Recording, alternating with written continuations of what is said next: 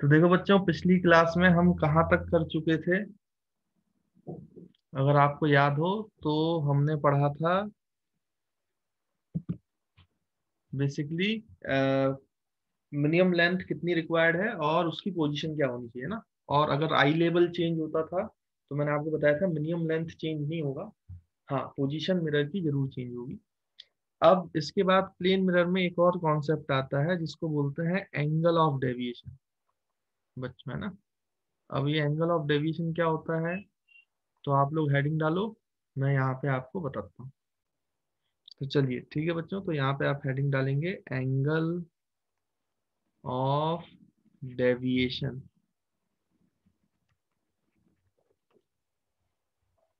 Deviation है ना, इसको डेल्टा से रिप्रेजेंट करते हैं। तो ये एंगल ऑफ डेविएशन है। एंगल ऑफ डेविएशन क्या होता है उसको समझने की कोशिश करते हैं भाई। तो देखो बेटा, जैसे मान लीजिए कि ये आपके पास एक प्लेन मिरर है इस तरीके से। ये ये हमारा प्लेन मिरर है। अब आपको पता है कि इसमें रे आएगी, है ना बेटा, रे इंसिडेंट होगी। तो मान लीजिए मिरर में ये रे इंसिडेंट हुई और इंसिडेंट होने के बाद ये रिफ्लेक्ट भी होगी, तो ये मान लीजिए कि रिफ्लेक्शन हो गया। तो लेट सपोज ये आपका प्लेन मिरर है बच्चों, ऐसे। ये आपकी इंसिडेंट रे है आई आर, ये आपकी बेटा reflected ray, reflected ray are are. अब आप ध्यान से देखो तो यहाँ पे आप चाहें तो नॉर्मल बना लें। तो बच्चों ये जो है इस पॉइंट पे ये हमारा नॉर्मल है। तो नॉर्मल और इंसिडेंट रे के बीच में एंगल आई होता है, इसके बीच में एंगल आर होता है ना। और आपको पता है कि एंगल आर जो है वो आई के बराबर ही होता है। ठीक। अब बच्चों एंगल ऑफ डेविएशन क्या होता है कि जो रे अपने ओरिजिनल पाथ में जा रही है, जो उसका ओरिजिनल रास्ता था वो यहाँ पे बदल चुका है। ओरिजिनली वो ऐसे जाना चाहती, देखो मैं डॉटेड लाइन से बना रहा हूँ, ये ऐसे जाती है, ऐसे जाती है, ऐसे जाती है। अगर ये मिरर नहीं होता तो ये रे जो है वो ऐसे निकल जाती। मिरर की वजह से इसने अपनी ओरिजिनल पाथ को छोड़कर ऐसे मुड़ गया। तो ओरिजिनल पाथ से जितना एंगल मुड़ जाता है रे, उसी को बोलते हैं एंगल ऑफ डेविएशन। अगर ये मिरर नहीं होता तो ये ऐसे जाता डॉटेड लाइन के लॉन्ग, लेकिन मिरर है तो फिर वो मुड़ गया। मिरर होने की वजह से कितना मुड़ गया, ये एंगल मुड़ गया। जो ये एंगल मुड़ा है और अब वो रास्ते से जा रहा है अपने ओरिजिनल पाथ से जितना डेविएट हो चुका है, इसी को बोलेंगे एंगल ऑफ डेविएशन। अब ये एंगल ऑफ डेविएशन क्या होगा बेटा? तो यहाँ ध्यान से देखो तो ये पूरा एंगल जो है ये इसी ओरिजिनल पाथ की एक्सटेंशन है ना। तो ये 180 है, और 180 में से अगर आप आई प्लस आई 2i कैंसिल कर दो तो आपको डेल्टा मिल जाएगा। यानी प्लेन मिरर का जो एंगल ऑफ डेविएशन होता है वो पाई, 180 को पाई लिखेंगे -2i। This is the formula for angle of deviation for plane mirror, delta is equals to pi -2i। याद रखेंगे बड़ो बच्चों, ये बड़ा ही इंपॉर्टेंट फॉर्मूला है। उसके बाद आप ध्यान से देखो, मतलब क्वेश्चंस बहुत सारे आपसे पूछे जा सकते हैं, इसमें कोई दिक्कत की बात है नहीं। जैसे मान लीजिए कि आपसे पूछा जाए बच्चों कि कितना होगा अगर यहाँ पे एक क्वेश्चन ऐसे ले लिया जाए, बोला जाए कि भाई मान लीजिए कि ऐसे दो मिरर्स हैं इस तरीके से और इस तरीके से रखे हुए हैं, और यहाँ पे जो है इन दोनों मिरर्स के बीच में 90 डिग्री का एंगल है, और एक रे यहाँ पे ऐसे गिरती है, एक रे गिरती है, एक रे गिरती है। तो यहाँ पे अगर ये एंगल मान लो कि 60 डिग्री पे रे गिर रही है, तो एक रिफ्लेक्शन ये होगा, फिर इस मिरर से होगा। तो दो रिफ्लेक्शन के बाद आपको बताना है नेट एंगल ऑफ डेविएशन कितना है, यानी डेल्टा नेट बताना है आफ्टर टू रिफ्लेक्शंस। तो आप कैसे बच्चों इसको सॉल्व करोगे? तो देखो इसको सॉल्व भी कर लेते हैं जल्दी से। तो यहाँ से 60 पे गिरी है रे, तो आपको पता है कि 60 पे जाएगी, तो यहाँ पे इस तरीके से गिरेगी। तो यहाँ पे देखो ओरिजिनली वो ऐसे आने वाली थी ऐसे, तो यहाँ पे एक एंगल ऑफ डेविएशन आया डेल्टा 1। तो हम डेल्टा 1 निकाल सकते हैं भाई। डेल्टा 1 क्या होता है? एंगल ऑफ इंसिडेंस अगर हमें पता है 60 डिग्री है, तो यहाँ पे हम डेल्टा 1 निकालेंगे। देखो बेटा कितना, पाई -2i।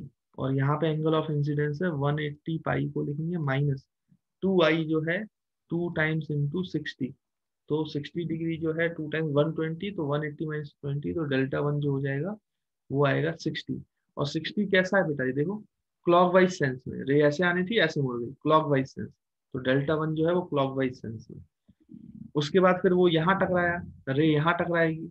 जब रे यहाँ टकराएगी तो फिर आपको बताना है कि भाई यहाँ पे एंगल ऑफ इंसिडेंस कितना है। देखो बेटा, ये एंगल 60, ये 90, तो ये एंगल हो गया 30। तो यहाँ पे एंगल ऑफ इंसिडेंस 30 डिग्री है, तो ये 30 डिग्री पर ही वापस हो जाएगी, दैट इज 30 डिग्री।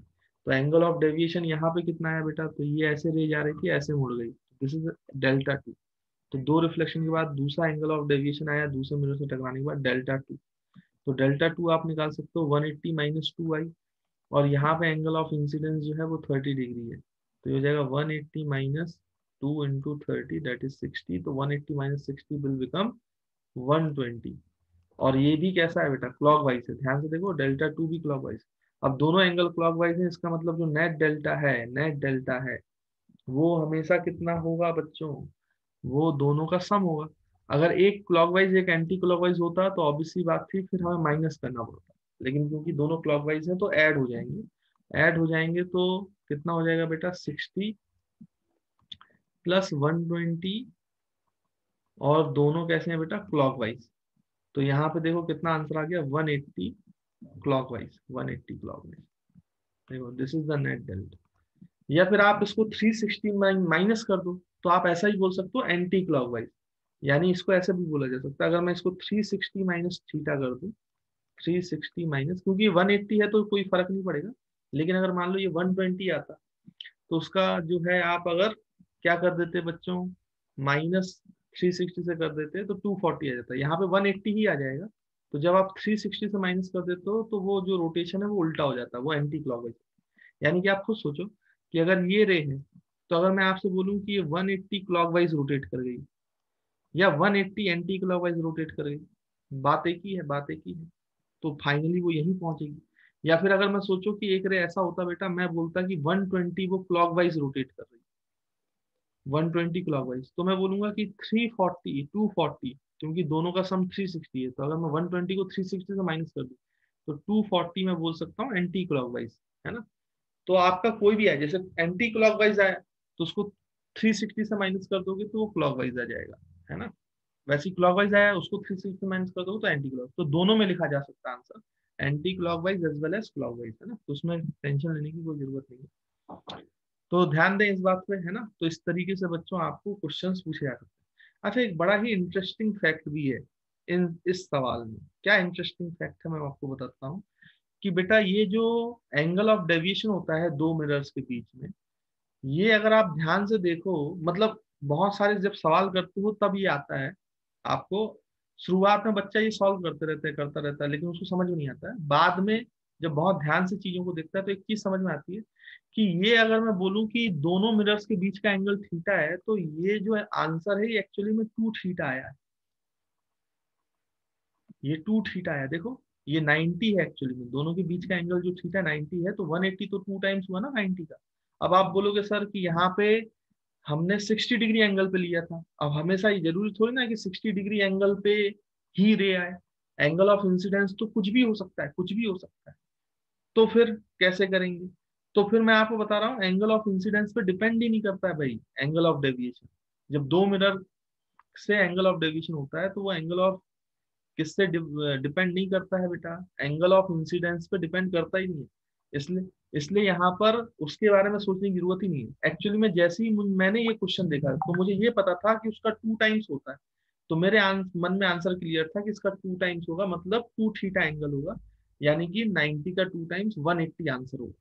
ये मेरे को पहले से ही पता था, देख के ही पता था। अब लेकिन सॉल्व करते हैं जिन बच्चों को पता नहीं होता है। आपको अगर विश्वास नहीं हो तो मैं आपको एक एग्जाम्पल लेके ही बता देता हूँ कि भाई एंगल ऑफ इंसिडेंस से कोई फर्क नहीं पड़ता है। जैसे मान लो कि इसी एग्जांपल में आप एंगल ऑफ इंसिडेंस कुछ और ले लेते, कुछ और ले लेते बेटा। जैसे मान लीजिए कि मैं बोलूं कि इसमें एंगल ऑफ इंसिडेंस जो है आप 40 डिग्री ले लो, कोई भी एंगल ले लो, कोई दिक्कत की बात नहीं। तो ये ऐसे रे जो है वो क्या करेगी बच्चों, यहाँ पर इस तरीके से रिफ्लेक्ट होगी। तो रिफ्लेक्ट होगी तो ये भी कितने एंगल पे होगी, 40 डिग्री पे। तो यहाँ पे जो डेल्टा वन है बेटा क्लॉकवाइज आएगा, तो डेल्टा वन की वैल्यू हो जाएगी 180 माइनस 2 टाइम्स 40, तो 80। तो डेल्टा वन आ गया 100। फिर यहाँ से देखो बेटा, यहाँ से देखो, मेरे को आंसर पहले ही पता है 180 आएगा, देखें आता है कि नहीं आता है। फिर यहाँ से देखो, यहाँ के बाद यहाँ पे जाएगा तो ये 40 है, ये आपका 90 है, तो ये 50 डिग्री एंगल, तो ये भी 50 डिग्री एंगल। तो यहाँ से वो फिर से क्लॉकवाइज घूम गया, तो डेल्टा टू की वैल्यू क्लॉकवाइज आ जाएगी कितनी बेटा, 180 माइनस 50, 50 का 2 टाइम्स तो 100, तो ये आ गया 80। तो देखो आप दोनों को ऐड कर दो, दोनों क्लॉकवाइज हैं, तो नेट डेल्टा जो है वो 100 प्लस 80। देखो अभी भी डेल्टा नेट कितना आ रहा है भाई, 180 आ रहा है, 180। तो पहले 60 था, 40 एंगल दिया, कोई फर्क नहीं पड़ा, एंगल ऑफ इंसिडेंस से कोई लेना देना ही नहीं है। आंसर हमेशा 2 times angle between the mirror होता है। इसलिए सॉल्व करने में, ऐसे क्वेश्चंस को सॉल्व करने में बिल्कुल भी समय व्यर्थ नहीं करें, है ना। इसका तो आंसर डायरेक्ट लिखना चाहिए बच्चों को। अच्छा 2 थीटा, जैसे अभी यहाँ पे दिक्कत नहीं थी कि 180 आ रहा है तो कोई समस्या नहीं है, 180 आ रहा है तो कोई समस्या नहीं है, क्लॉकवाइज हो एंटी क्लॉकवाइज हो सेम आंसर। लेकिन आप बोलोगे सर कि अगर 120 आंसर होता तो क्लॉकवाइज होता कि एंटी क्लॉकवाइज होता, ये कैसे पता कर। तो उसकी भी एक टेक्निक है, वो आप पता कर, या तो पूरा सॉल्व करके करो तो आपको पता चल जाएगा, और अगर पूरा सॉल्व नहीं करना चाहिए तो उसका एक टेक्निक है, वो मैं टेक्निक आपको बताता हूँ। तो उससे आप बता सकते हो कि क्लॉकवाइज है कि एंटी क्लॉकवाइज, लेकिन आंसर 2 थीटा होता है, ये बात अपने मन में बिठा लो, है ना। तो एंगल ऑफ डेविएशन में हमेशा याद रखना, दो मिरर जब इंटरसेक्ट करते हैं तो उनके बीच में जो भी एंगल होता है, एंगल ऑफ डेविएशन हमेशा उसका डबल होता है। अब वो एंटी क्लॉकवाइज होता है कि क्लॉकवाइज होता है, ये मैं आपको बताता हूँ। तो पहले इसको नोट कर लो, नेक्स्ट स्लाइड में हम इस पर बात करेंगे। तो देखिए बच्चों, तो मैं आपको क्वेश्चन करके बताता हूँ कि देख कर क्वेश्चन आप कैसे सॉल्व कर सकते हैं।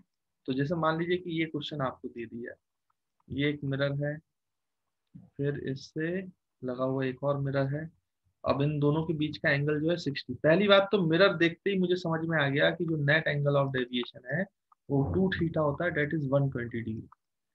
कोई उसमें कोई करने की जरूरत ही नहीं है। लेकिन ये एंगल जो है, एंगल ऑफ डेविएशन, ये क्लॉकवाइज है एंटी क्लॉक, ये कैसे जाने।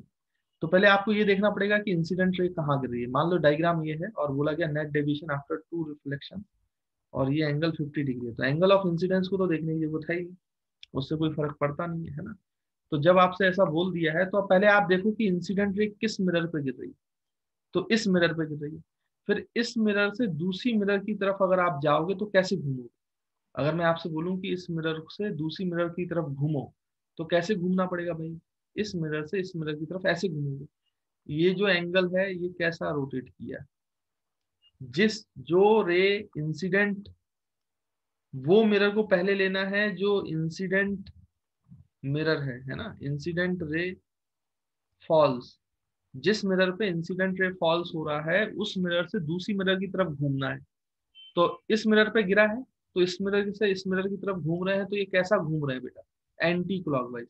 तो हम बोलेंगे कि हमारा आंसर 120 डिग्री है एंटी क्लॉकवाइज। और अगर क्लॉकवाइज में लिखेंगे तो 360 माइनस कर दो, तो इसी का आंसर ऐसा भी हो सकता है 240 डिग्री क्लॉकवाइज। लो आंसर खत्म, कोई सॉल्व करने की जरूरत नहीं है, कोई रेड़े बनाने की जरूरत नहीं है, यही आंसर आएगा, सॉल्व करके देखना तो भी यही आंसर आएगा। उसके बाद फिर अगर आपसे मैं बोलूं इस तरीके से बच्चों, मतलब कोई भी बहुत सारे क्वेश्चंस पूछे जा सकते हैं, कोई बड़ी बात नहीं है, लेकिन आपको बस ये है कि सॉल्व करने आना चाहिए, है ना। इस तरीके से सॉल्व कर सकते हो। जैसे मान लीजिए कि आपसे ऐसा क्वेश्चन पूछ ले, मतलब कोई भी क्वेश्चन पूछ ले कि भाई ये इस तरीके से मिरर है, एक मिरर इस तरीके से है, बोला गया दोनों मिरर्स के बीच का जो एंगल है वो 40 डिग्री है, और इंसिडेंट रे ये गिर रही है, तो बता दो इसमें भी क्या दिक्कत है। आंसर तो मुझे पता चल गया कि जो नेट डेल्टा है वो तो इसका 2 times, that is 80 degree. Clockwise anti clockwise, जहां पे मिरर गिरा है वहां से दूसरी मिरर की तरफ घूमो, तो देखो हम क्लॉकवाइज घूम रहे हैं, तो 80 डिग्री क्लॉकवाइज, खत्म। ये बेटा आंसर आपका 80 डिग्री क्लॉकवाइज, ये आपका आंसर है। तुरंत आंसर देखकर। मैं आपसे पूछूं कि ये ऐसे मिरर है, ये ऐसे मिरर है, एक रे ऐसे आके गिरी, इन दोनों के बीच का एंगल 70 डिग्री है, बताओ क्या एंगल ऑफ डेविएशन होगा। आंसर खटाक 140 degree, 2 time. 140। Clockwise anti clockwise, जहां पे मिरर गिरा है उससे दूसरे मिरर की तरफ घूमो, एंटी क्लॉकवाइज घूम रहे एंटी हैं, क्लॉकवाइज। और 360 से माइनस कर दो तो क्लॉकवाइज आ जाएगा। तो मेरे ख्याल से आपको समझ में आया होगा कि हम कैसे एंगल ऑफ डेविएशन डायरेक्टली निकाल सकते हैं। अब देखो बच्चों, नेक्स्ट सेक्शन जो है वो है रोटेशन ऑफ इंसिडेंट रे। रोटेशन ऑफ इंसिडेंट रे। तो अगर आप रोटेशन करोगे भाई कौन सी रे का, इंसिडेंट रे का, तो क्या होगा ये समझना है। तो यहाँ पे बच्चों डायग्राम बना लेते हैं। तो ये हमारा मिरर है। तो मिरर जो है बेटा वो फिक्स्ड है ना। अब इसमें एक इंसिडेंट रे गिरी, तो मान लो ये इंसिडेंट रे गिरी, तो ये इंसिडेंट रे गिरी, तो ये आपकी रिफ्लेक्टेड रे है। कोई दिक्कत की बात है नहीं, समझ में आता है हमें। तो ये आपका इंसिडेंट रे है बच्चों, तो ये आपका रिफ्लेक्टेड रे है, रिफ्लेक्टेड रे, रिफ्लेक्टेड रे। अच्छा, इनिशियल, जब इंसिडेंट रे इनिशियली यहाँ पे थी, और ये आपका क्या है बच्चों, मिरर है, तो ये पॉलिश सरफेस रिफ्लेक्शन साइड से रिफ्लेक्ट हो रहा है। ठीक। अब मिरर तो फिक्स्ड है, और हमें किसको रोटेट करना है, इंसिडेंट रे को। अच्छा, नॉर्मल बना लेते हैं भाई। तो यहाँ पे अगर मैं नॉर्मल बनाऊं, तो ये नॉर्मल हो गया। तो अगर मैं बोलूं कि ये एंगल थीटा है, तो ये एंगल भी कितना हो जाएगा बेटा, थीटा। ठीक। अब मैं आपसे ये बोल रहा हूँ बच्चों कि इस मिरर को, सॉरी इस रे को जो है आप कितना एंगल घुमाओ, इस रे को आप लेट सपोज एक्स एंगल घुमा दो, एक्स डिग्री, एक्स डिग्री। अच्छा, मैंने एक्स डिग्री कैसे घुमाया, तो क्लॉकवाइज घुमाया, क्लॉकवाइज। तो अब जो नई पोजीशन है इंसिडेंट रे की, वो बेटा ये हो गई। नई पोजीशन हम बना सकते हैं ये, this is the new position of incident. तो ये जो एंगल है बेटा, ये कितना होगा, थीटा माइनस एक्स। तो यहाँ पे भी ये रिफ्लेक्शन जो है वो थीटा माइनस एक्स होगा। तो यहाँ पे ये जो है ये इस तरीके से रिफ्लेक्ट, ये रिफ्लेक्टेड रे। तो ये this is the new position of incident ray finally. तो this is the new position of reflected ray finally. तो ये एंगल अगर थीटा माइनस एक्स है, तो ये एंगल भी रिफ्लेक्शन वाला थीटा माइनस एक्स है। तो ये टोटल थीटा था, ये थीटा माइनस एक्स है। तो ये कितना बचेगा बेटा, एक्स। देखो theta minus x plus x कर दो तो थीटा आना चाहिए, देखो आ रहा है, आ रहा है, आ रहा है। यानी कि आप ध्यान से देखो, तो मैंने जब रिफ्लेक्टेड इंसिडेंट रे को क्लॉकवाइज घुमाया, तो उतना ही जितना एक्स घुमाया उतना ही एंगल कौन रोटेट करता है, रिफ्लेक्टेड रे। लेकिन याद रहे, जब मैंने इसको क्लॉकवाइज घुमाया तो रिफ्लेक्टेड रेज जो है वो एंटी क्लॉकवाइज, अपोजिट सेंस में जो है घूमती है। तो याद रखेंगे, अगर मैं इंसिडेंट रे को एंटी क्लॉकवाइज घुमाता तो रिफ्लेक्टेड रे भी उतना ही घूमती, लेकिन वो अपोजिट सेंस में घूमती, that is in the clockwise direction. अगर मैं इंसिडेंट रे को एंटी क्लॉकवाइज डायरेक्शन में घुमाता, है ना। तो यहाँ पे इंपॉर्टेंट नोट जो आपको लिख लेना चाहिए भाई, कि जब मिरर फिक्स्ड होता है, if mirror is fixed, if mirror is fixed, fixed, if mirror is fixed, then if mirror is fixed, इसके बाद then मत लिखो बेटा, यहाँ पे लिख लो, if mirror is fixed and and incident is incident ray is rotated by an angle x, then reflected ray is also rotated, reflected ray is also rotated by angle x, but in the opposite sense, but in the opposite sense। तो अगर वो clockwise तो ये anti clockwise, और अगर वो anti clockwise तो ये क्लॉकवाइज, है ना। तो ये बड़ा ही एक इंपॉर्टेंट पॉइंट है बच्चों, तो इसको याद रखिए। ठीक है, तो आई होप आपको ये पॉइंट भी क्लियर है। तो देखो बच्चों, इसमें अगर आपसे कोई क्वेश्चन भी पूछा जाए तो आप बड़े ही आसानी से उसका आंसर कर सकते हो। जैसे मान लीजिए आपसे बोला जाए कि ये मिरर है, मिरर में ये नॉर्मल है, नॉर्मल में ये इंसिडेंट रे थी, इंसिडेंट रे जो थी वो बेटा कितना थी पहले, 60 डिग्री, सॉरी 30 डिग्री एंगल पे थी। उसके बाद जो है मिरर इंसिडेंट रे को घुमा दिया गया, घुमा दिया गया तो फिर जो उसका इंसिडेंट एंगल था फाइनली, ये इंसिडेंट रे इनिशियली, ये इंसिडेंट रे फाइनली, तो ये एंगल 70 डिग्री हो गया। तो आपको बताना है angle of rotation of, angle of rotation of refracted रे विथ डायरेक्शन। तो किस सेंस में जो है वो रोटेट हुई है ये भी बताना।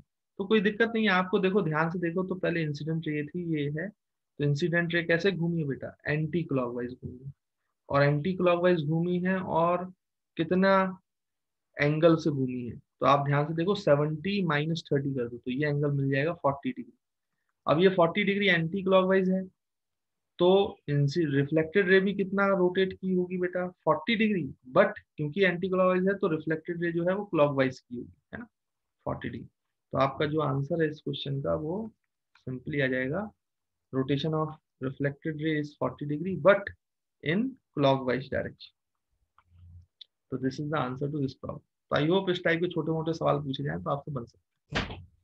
अब देखिए बच्चों, जो नेक्स्ट सेक्शन है वो है आपका रोटेशन ऑफ मिरर, है ना।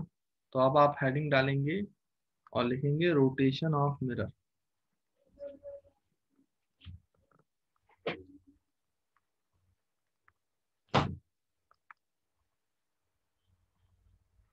रोटेशन ऑफ मिरर, है ना बच्चों। तो रोटेशन ऑफ मिरर में क्या होगा कि मिरर को रोटेट किया जाएगा। तो यहाँ पे देखो मैं मिरर बनाता हूँ भाई, ये इस तरीके से है मिरर, यहाँ से ऐसे आ रही थी बच्चों क्या, इंसिडेंट रे, लेट्स सपोज ये आपकी इंसिडेंट रे है। तो ऑब्वियसली बात है रिफ्लेक्टेड रे ऐसे हो जाएगी, है ना। और यहाँ पे अगर हम बना लें तो यहाँ पे नॉर्मल भी क्रिएट कर लेते हैं, ये बच्चों normal,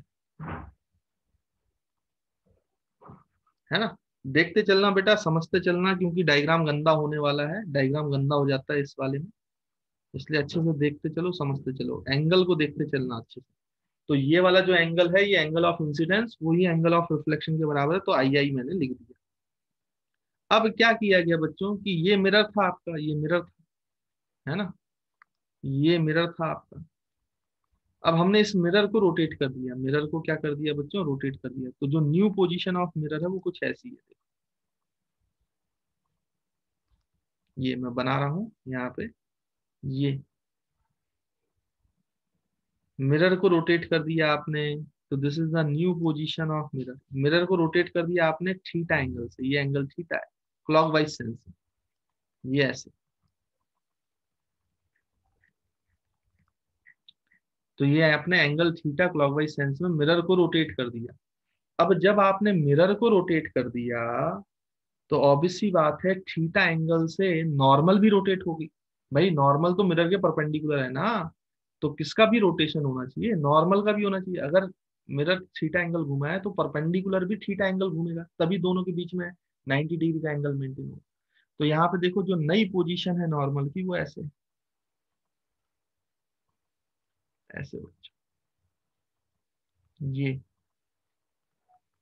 this is the new position of normal. तो नॉर्मल भी कितना घूम गया बच्चों, angle theta. Mirror angle theta घूमा है तो नॉर्मल भी कितना एंगल घूमा है, थीटा एंगल, है ना। देखते हैं, इसलिए मैं बोल रहा हूँ ध्यान से देखिएगा, क्योंकि यहाँ पे डायग्राम जो है अब गंदे होते जाएंगे, है ना। तो ये आपको पता है कि ये इंसिडेंट रे पहले थी, इंसिडेंट रे को नहीं घुमाया आपने, केवल मिरर को घुमाया। तो ये इंसिडेंट रे थी, ये रिफ्लेक्टेड रे पहले थी, रिफ्लेक्टेड रे इनिशियली। अब जब आपने इसको घुमा दिया तो इंसिडेंट रे तो वही है, लेकिन रिफ्लेक्टेड रे का क्या हुआ। तो आप ध्यान से देखो, अब जो एंगल ऑफ इंसिडेंस है बच्चों, अब जो एंगल ऑफ इंसिडेंस है ये नया नॉर्मल है ना, नए मिरर की पोजीशन। तो ये आई प्लस थीटा है, ध्यान से देखो ये आई प्लस थीटा है बच्चों, ये आई प्लस थीटा होगा ना, है ना। इसमें मेरे ख्याल से कोई दिक्कत की बात नहीं है, ये समझ में आता है आपको, है ना। तो जो आपका नया एंगल ऑफ नया जो रिफ्रैक्टेड रे की पोजीशन है वो भी चेंज हो जाएगी। देखो कैसे, ये आई प्लस थीटा है तो यहाँ से आई प्लस थीटा पे, ये वाले पॉइंट से आई प्लस थीटा पर, आई प्लस थीटा पर, अब ये आपकी रिफ्लेक्टेड रे, देखो ये, this is the reflected ray final position. अब ये रिफ्लेक्टेड रे कितना घुमा है बेटा, ये angle, this is the angle of rotation of reflected रे, इसको फाई बोल देते हैं। तो angle of rotation, angle of rotation of,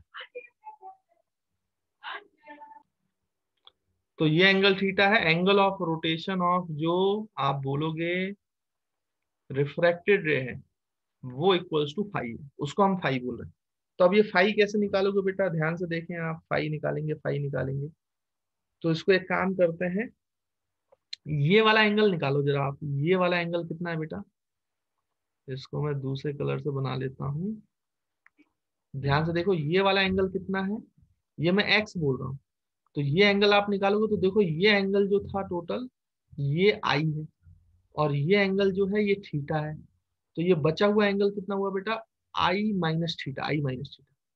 देखो ये पहले नॉर्मल ऐसी थी, रिफ्रैक्टेड रे ऐसी थी, और फाइनल पोजीशन ऑफ नॉर्मल ऐसी थी, तो ये एंगल इंसिडेंस था, ये एंगल थीटा है, तो ये बचा हुआ एंगल कितना हुआ बेटा, एक्स, ये हुआ आई माइनस थीटा, और ये फाई है, तो फाई इतना है, ये एक्स है, और इस वाली पोजीशन से ये वाला एंगल आई प्लस थीटा है, तो आई प्लस थीटा में से एक्स घटा दो तो फाई मिल जाएगा बेटा, आई प्लस थीटा में से एक्स घटा दो तो फाई मिल जाएगा। देखो तो यहाँ पे हम लिख सकते हैं जो फाई की वैल्यू है वो आई प्लस थीटा माइनस एक्स है, और एक्स की वैल्यू जो है वो आई माइनस थीटा है।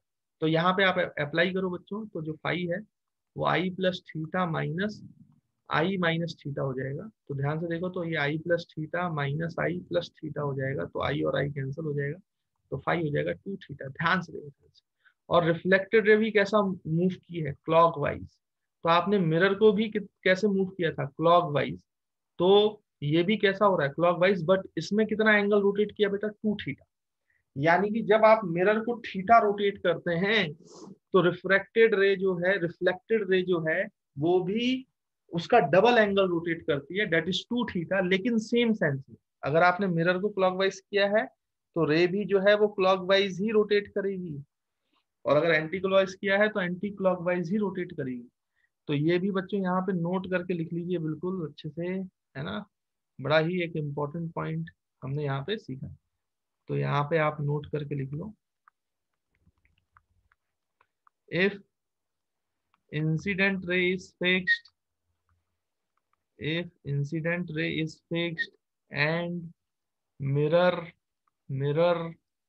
is rotated, and mirror is rotated by an angle, theta, then the reflected ray, then the reflected ray is rotated by angle 2 theta in the same sense, in the same sense, in the same sense, है ना। तो clockwise तो clockwise, anti clockwise तो anti clockwise. तो मेरे ख्याल से आपको ये वाला पॉइंट भी बच्चों, रोटेशन ऑफ मिरर वाला पॉइंट क्लियर होगा, तो इसको नोट कर लें। तो देखो बच्चों यहाँ पे क्वेश्चन भी पूछे जा सकते हैं, तो मान लो आपको ऐसा क्वेश्चन पूछा गया, आपसे बोला गया कि find the amount, find the amount of rotation, find the amount of rotation of mirror, find the amount of rotation of mirror so that reflected ray becomes horizontal, so that reflected ray becomes horizontal,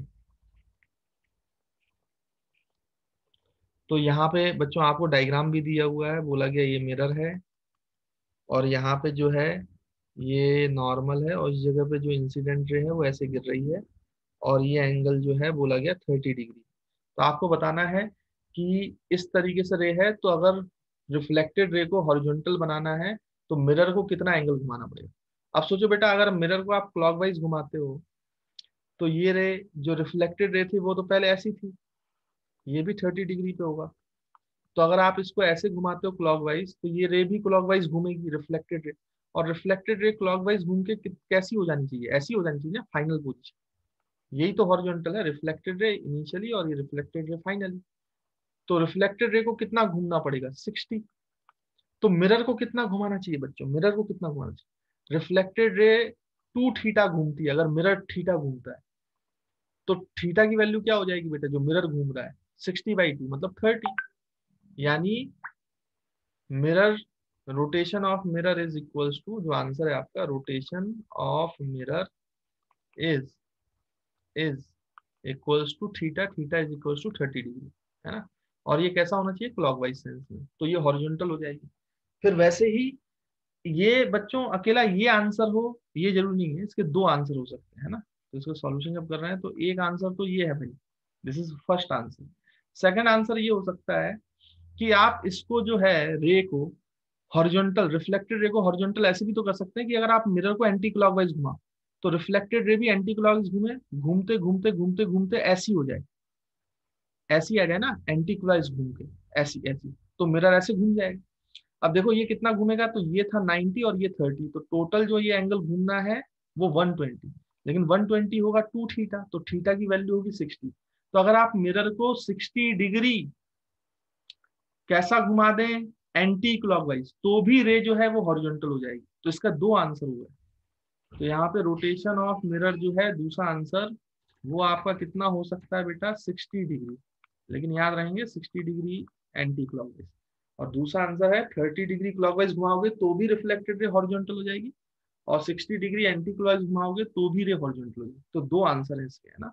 तो इस बात पे ध्यान देना, कभी कभी एक option होगा एक ऑप्शन नहीं होगा, तो देखना पड़ेगा कौन सा, या फिर दोनों ऑप्शन भी हो सकते हैं, है ना। तो आई होप आपको बच्चों ये पॉइंट है वो क्लियर होगा। और इसमें आप क्या है कि दो भी क्वेश्चन पूछे जा सकते हैं आपसे, मिरर ऐसा बोला जाए, इंसिडेंट ऐसे बोला जाए, ये नॉर्मल है बच्चों, तो बोला गया इंसिडेंट जो है रे जो है उसको रोटेट किया गया, रोटेट किया गया बोला गया 30 डिग्री क्लॉकवाइज। और फिर आपसे बोला गया कि जो आपका बच्चों मिरर है उसको रोटेट किया कितना बच्चों, मिरर को रोटेट किया, मिरर को रोटेट किया कितना बच्चों, एंगल 20 डिग्री क्लॉकवाइज। तो आपसे बोला गया कि रिफ्लेक्टेड रे का रोटेशन क्या है, रिफ्लेक्टेड रे का रोटेशन क्या होगा, किस सेंस में होगा। तो देखो बेटा, इंसिडेंट रे जब हम रोटेट करते हैं क्लॉकवाइज 30 डिग्री, तो आपका जो रिफ्लेक्टेड रे है वो भी 30 डिग्री, तो इंसिडेंट रे की वजह से रिफ्लेक्टेड रे जो है वो रोटेट करेगा इंसिडेंट रे की वजह से कितना बेटा, सॉल्यूशन अगर करें तो कितना रोटेट करेगा, 30 डिग्री ही रोटेट करेगा, but anti clockwise, anti clockwise. और रिफ्लेक्टेड रे रोटेट करेगा किसकी वजह से, मिरर की वजह से, मिरर की वजह से। वो कितना करेगा बेटा, तो ये क्लॉकवाइज है तो वो भी क्लॉकवाइज करेगा, 20 है तो इसका दुगना मतलब 40 डिग्री क्लॉकवाइज। अब देखो बेटा, reflected ray 30 degree anti clockwise घूमना चाहता है, 30 डिग्री एंटी क्लॉकवाइज घूमना चाहता है किसकी वजह से, आपका इंसिडेंट रे की वजह से। और 40 डिग्री क्लॉकवाइज घूमना चाहता है किसकी वजह से, तो नेट जो इफेक्ट है वो क्लॉकवाइज घूमेगा कितना बेटा, 10 डिग्री, 10 डिग्री क्लॉकवाइज बढ़ा है ना, तो नेट जो इफेक्ट आएगा रे में, तो जो फाइनल आंसर है कि reflected ray is rotated, rotated by